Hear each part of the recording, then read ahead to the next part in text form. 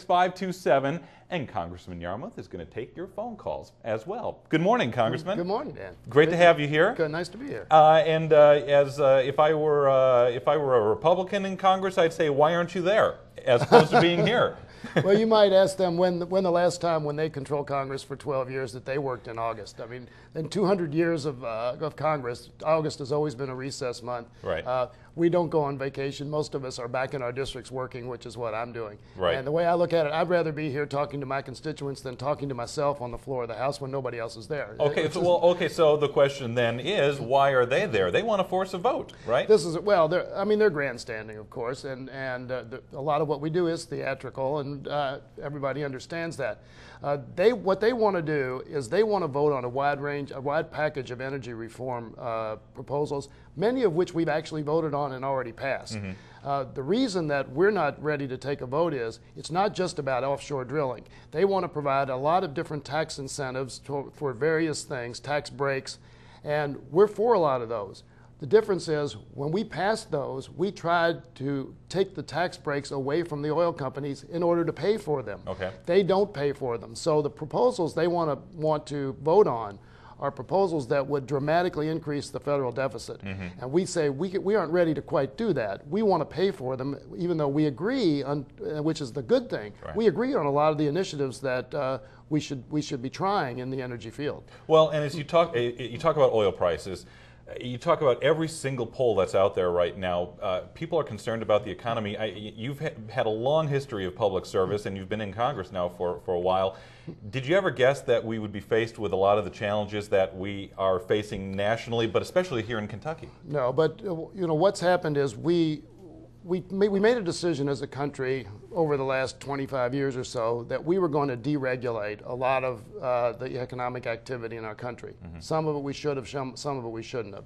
Because of some of that, including particularly the housing crisis, the subprime crisis, the crisis in the financial markets, we've ended up with a perfect storm of a lot of economic challenges. Believe me, there is nobody who's more concerned about gas prices than I am. My constituents, as everywhere around the country, are hurting very, very much from this, and I hear it every day, and my heart goes out to them. I don't like paying what it was now $3.80 something for gas.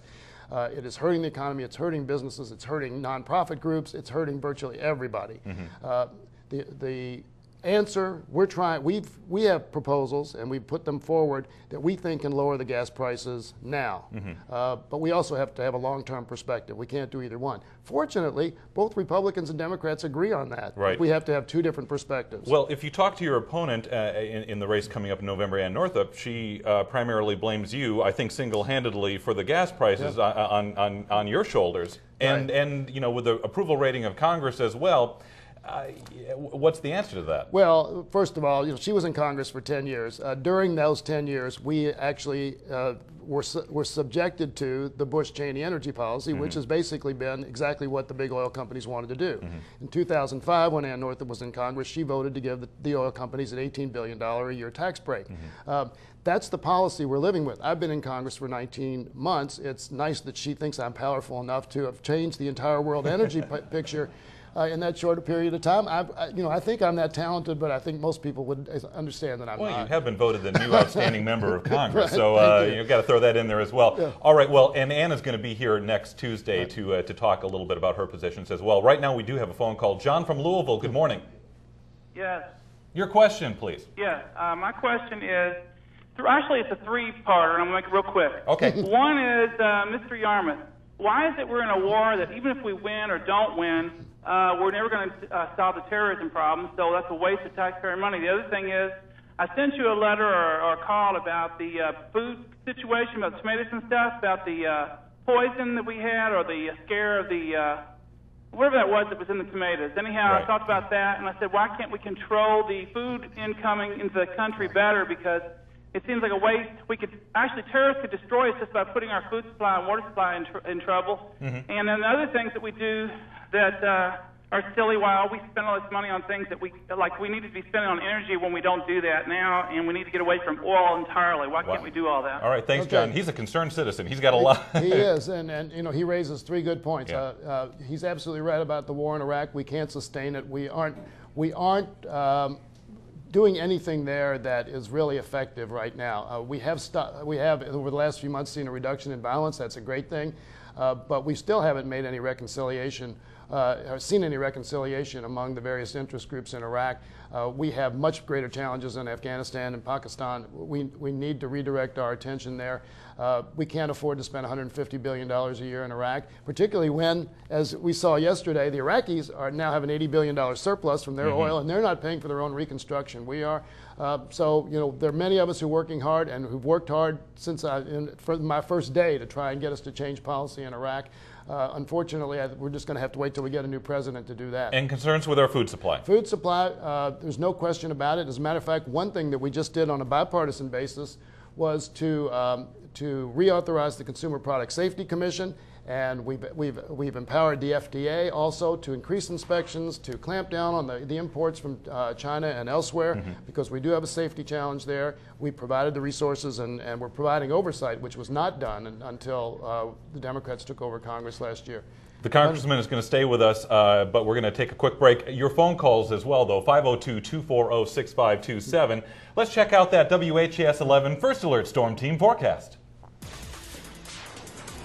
Hey, good morning. I'm meteorologist Ben Pine with your First Alert Storm Team forecast, and we've got a front moving to the south today. Expect a lot more sunshine coming in all the way through the weekend, and northwest flow will keep that dry air in here for quite some time. Again, today through Sunday, we'll thank Canada for producing a nice little weather spell here. We'll have temperatures dropping for the next couple of days. Today's highs, not too bad out there. It gets better and better. Temperatures in the low to mid 80s for much of southern Indiana. Looks like mid 80s for most of Kentuckiana. 87 in Louisville, 86 in Bardstown, 84 degrees for tomorrow. Again, that's the highest temperature much of the day in the 70s and low 80s, upper 50s and low 60s at nighttime through the weekend. We'll give the AC a break. 83 on Saturday, 86 on Sunday. It looks like we'll go back to reality into Monday with a high of 88. So your next rain chance will be on Tuesday. We'll see you again with your latest forecast tonight at 10. Thank you, Ben Pine, and we will see you tonight on the CW Louisville for the WHAS 11 News at 10. We're here with Congressman John Yarmuth this morning. Thank you for being with us again. We've got a phone call. Tracy from Milton. Good morning. Hi, Mr. Yarmuth. How are you? Hi, Tracy. Good. Hey, I think that you've done a lot of good work in the first year of your term, and I just think it's great that you donated your salary, not taking the salary in Washington and stuff, and I think that's good. My question is about the energy policy, and you've been a business person, and I know you learned the basic economics that if you increase the supply, the price will go down. I guess my question is, you just said a couple minutes ago that you didn't, that you agreed with a lot of things in the energy bill. Do you agree with the drilling of oil? And if you don't, why not? Yeah, absolutely, I do. As a matter of fact, we proposed legislation called Use It or Lose It, which is to force the oil companies to drill on the leases they already own for 68 million acres onshore and offshore. We have 23 million acres in Alaska where the geologists estimate there's over 10 billion barrels of oil there. It's available for drilling. We're trying to get the oil companies to drill there. And I'm not opposed to drilling on the Outer Continental Shelf. What I'm concerned about is letting the oil companies tie up more and more resources unless they drill. So what I'd like to see is if we lease the Outer Continental Shelf, the oil companies, that there's a time limit, that they have to drill within, say, 3 years, and if they don't, then the leases expire. Because otherwise, they'll just tie up all these reserves, hold them off the market, let the price go up, and that's what we can't have. We need to get these resources actually converted from just reserves to the tank. Well, and thanks for the call, Tracy. And it's going to continue to be a big issue along with lots of other ones. And you're going to be here for a while. You're going to be out at the State Fair I'm going to be out there Saturday the 16th. And you were doing some voter registration in the West End yesterday as well. Yeah, it'll be a busy time. All right, so if you look out your car window, you might see John Yarmuth out there. Give him a shout and see what he's talking. Tell him what you're thinking as well. Please Congressman, do. thank you so much Thanks, for being Dan. with us today. My pleasure. Appreciate it. All right, Jean West coming back with a great special guest. She's here live, and we will talk to her right after this. Thanks for watching the CW Louisville Live This Morning.